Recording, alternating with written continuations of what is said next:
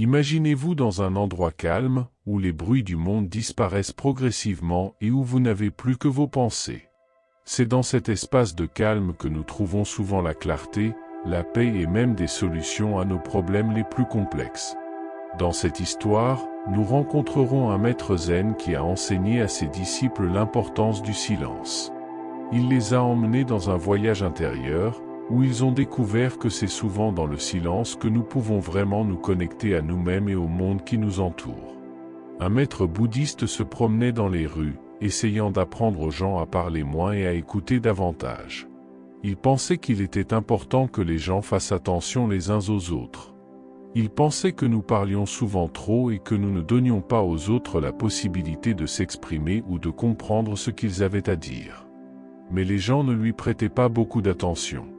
Peut-être parce qu'ils étaient trop occupés par leurs propres affaires, ou parce qu'ils ne comprenaient pas l'importance de l'écoute. Après tout, l'écoute est un élément important de la communication. C'est comme ouvrir une porte pour comprendre ce que l'autre personne ressent, pense et a besoin.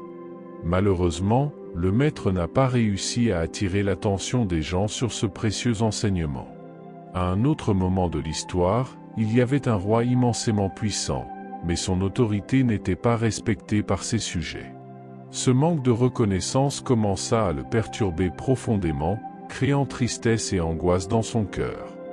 Bien qu'il dispose de toutes les ressources matérielles et qu'il commande un vaste royaume, il se rend compte que le véritable respect ne peut être imposé par la force ou la richesse. Le roi a commencé à s'interroger sur la raison de ce manque de respect. Il a été confronté à la dure réalité que sa position de pouvoir ne garantissait pas automatiquement l'admiration et la loyauté de son peuple. Cela l'a amené à réfléchir à la signification profonde du respect et du véritable leadership. Il s'est rendu compte que le véritable respect naît de la manière dont nous traitons les autres et de la façon dont nous nous lions à eux sur le plan humain. Le pouvoir ne suffit pas à gagner le respect. C'est la manière dont nous utilisons ce pouvoir qui détermine la façon dont nous sommes perçus par les autres. Le roi a donc commencé à chercher des moyens de mieux se comprendre et de devenir un chef plus compatissant et plus respectable. Déterminé à gagner le respect de son peuple, le roi a entamé une série de promenades de routine dans son royaume. Il parcourt les rues, visite les villages et parle aux habitants, avide de connaissances et de compréhension. Cependant, chaque jour qui passe, il rentre au château avec un sentiment croissant de frustration. Il semblait que, quels que soient ses efforts, il ne trouvait rien qui puisse l'aider à gagner le respect auquel il aspirait si désespérément. Même après de longues conversations avec ses sujets, le roi se sentait toujours éloigné d'eux, comme s'il y avait une barrière invisible qui empêchait une véritable connexion. Il écoutait leurs préoccupations et leurs désirs, mais ne parvenait pas à trouver un moyen d'établir un véritable lien avec eux. Un sentiment d'échec commence à peser sur ses épaules, obscurcissant sa détermination initiale. Chaque retour au château est marqué par un mélange de découragement et de détermination renouvelée. Le roi savait qu'il ne pouvait pas abandonner si facilement son objectif de gagner le respect de son peuple. Il savait que ce voyage ne serait pas facile, mais il était déterminé à persévérer, quelles que soient les difficultés rencontrées. Ainsi, malgré les frustrations quotidiennes, le roi poursuivit sa quête incessante de connaissance et de compréhension. Il savait qu'il finirait par gagner le respect et l'admiration de son peuple. C'est avec cette détermination bien ancrée dans son cœur qu'il reprit sa quête, prêt à relever tous les défis qui l'attendaient. Au cours d'une de ces promenades de routine, le roi, déjà un peu fatigué de sa quête apparemment infructueuse, entendit quelques villageois commenter un moine qui agaçait tout le monde avec ses discours sur l'importance du silence. Intrigué, le roi se rend compte qu'il s'agit là d'un indice précieux dans sa quête du respect de son peuple. Les commentaires sur le moine attisent sa curiosité, car il semble que ce moine enseigne exactement le contraire de ce qu'il croit lui-même nécessaire pour gagner le respect de son peuple. Cependant, quelque chose au fond de lui le poussait à approfondir la question. Malgré ses doutes et ses hésitations, le roi décide de suivre la piste du moine et de découvrir par lui-même ce qu'il a enseigné.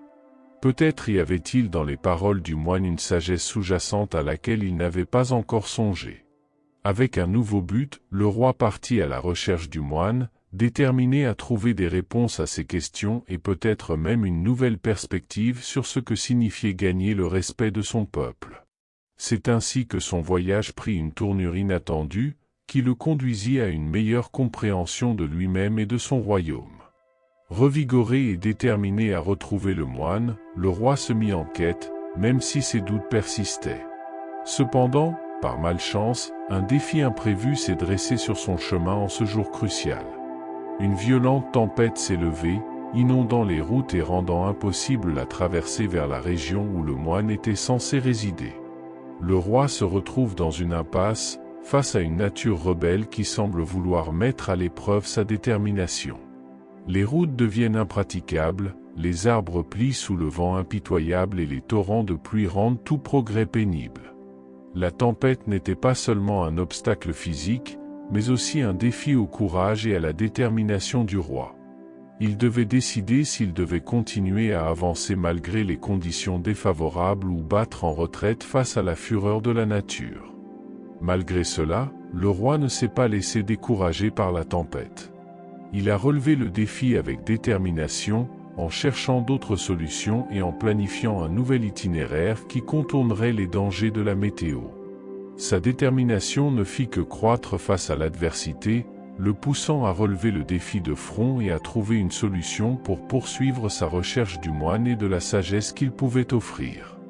Après avoir bravé la tempête, son chariot presque détruit et ses chevaux épuisés, l'un des gentilshommes du roi aperçut quelque chose de particulier au loin. Il s'agissait d'un homme aux vêtements lourds et à la longue barbe, qui se détachait sur le paysage détrempé par la pluie. Sa silhouette solitaire semblait plongée dans une profonde réflexion, comme si elle était au-delà du monde physique qui l'entourait. Le chevalier attira l'attention du roi sur le mystérieux personnage, et ensemble, ils s'approchèrent prudemment. L'image de l'homme intrigua le roi, éveillant sa curiosité et ravivant son espoir de trouver enfin le moine qu'il recherchait.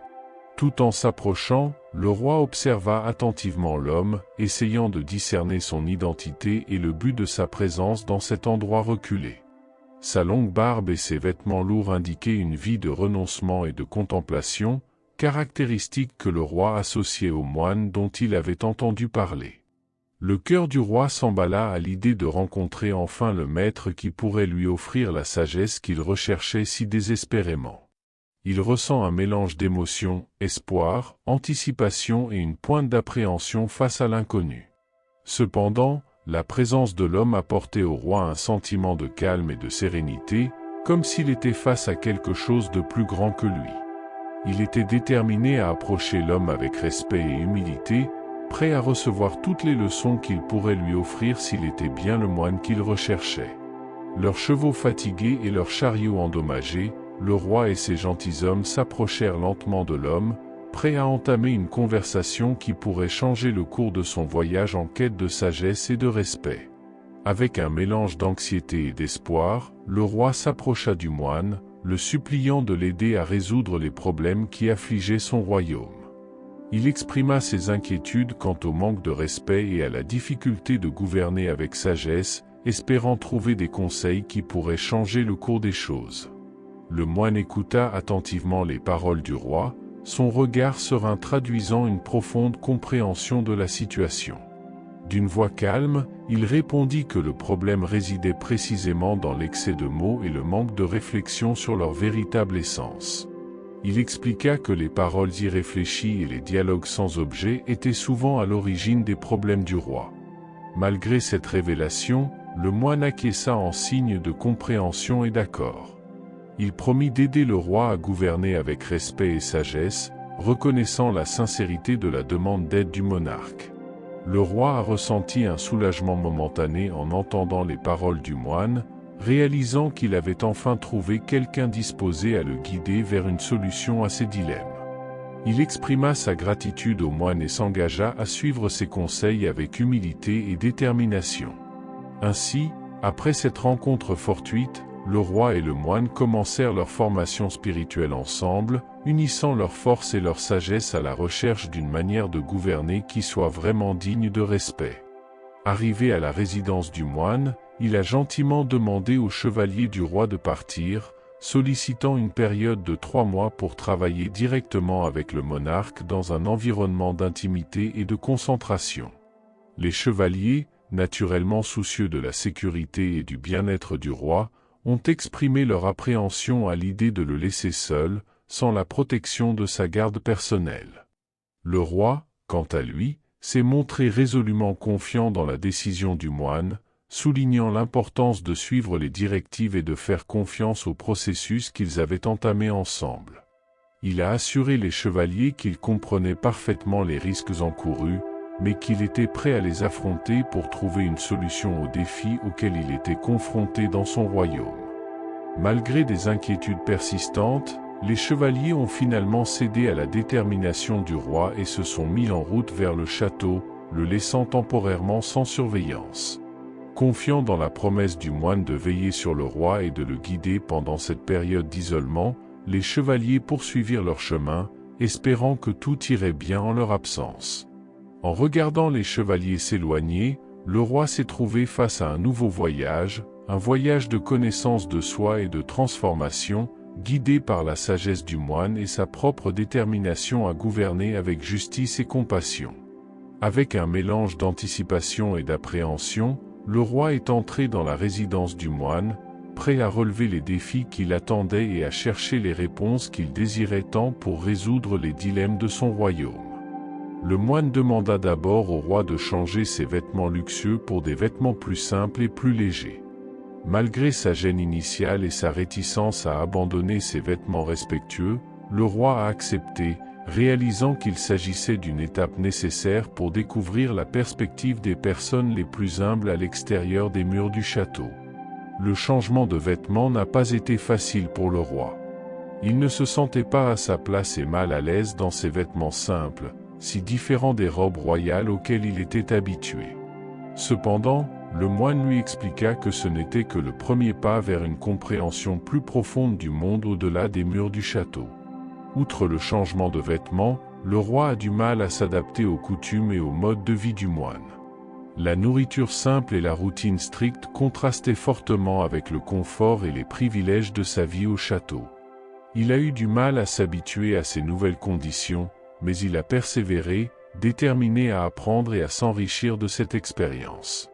Le roi commence progressivement à comprendre l'importance de la simplicité et de l'humilité dans la vie de tous les jours.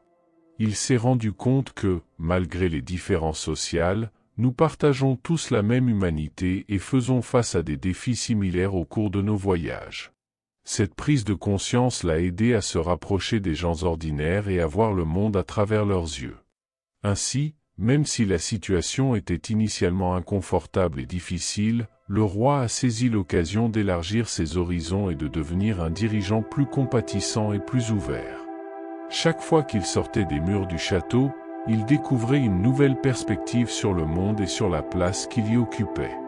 Après 1 mois et demi d'immersion dans la routine du moine, le roi commença à se sentir plus familier avec son nouveau mode de vie. Cependant, le moine remarqua que, malgré ses progrès, le roi avait toujours tendance à s'emporter, à entamer inutilement des conversations et à interrompre fréquemment le silence. S'en rendant compte, le moine a proposé au roi un défi inhabituel, rester complètement silencieux pendant 15 jours. Cette proposition avait pour but d'aider le roi à cultiver la patience, la réflexion et l'écoute attentive, compétences essentielles pour une compréhension et une communication véritable. Bien que surpris par le défi, le roi en a reconnu l'importance et l'a accepté avec détermination. Il s'est rendu compte que le silence pouvait être un outil puissant pour calmer son esprit agité et cultiver un lien plus profond avec lui-même et avec les autres. Le roi s'est donc engagé à rester silencieux pendant 2 semaines entières. Pendant cette période, il s'est trouvé mal à l'aise face aux défis et aux tentations, mais il a persisté, trouvant sa force dans la tranquillité du silence et la possibilité d'observer plus clairement le monde qui l'entourait. Au fil du temps, le roi a commencé à ressentir une transformation intérieure. Le silence lui a permis de réfléchir à ses actes, à ses paroles et à ses pensées, ce qui l'a conduit à une plus grande prise de conscience de lui-même et de son rôle en tant que dirigeant. Il a appris à apprécier le pouvoir du silence comme un outil de compréhension, d'empathie et de développement personnel. À la fin des 15 jours, le roi est sorti de sa période de silence avec une nouvelle perspective sur l'importance d'une écoute attentive et d'une communication consciente. Il était plus que jamais prêt à relever les défis qui l'attendaient, avec la sagesse et le calme que seul un véritable silence peut apporter. À la fin de la période fixée par le moine, les chevaliers retournèrent à la recherche du roi, appréhendant de savoir comment il se comporterait après le défi du silence. Cependant, lorsqu'ils rencontrèrent le roi, ils remarquèrent un changement subtil dans sa posture et son expression. Il ne semblait plus être le même chef agité et impulsif qu'auparavant, mais quelqu'un de plus serein et contemplatif.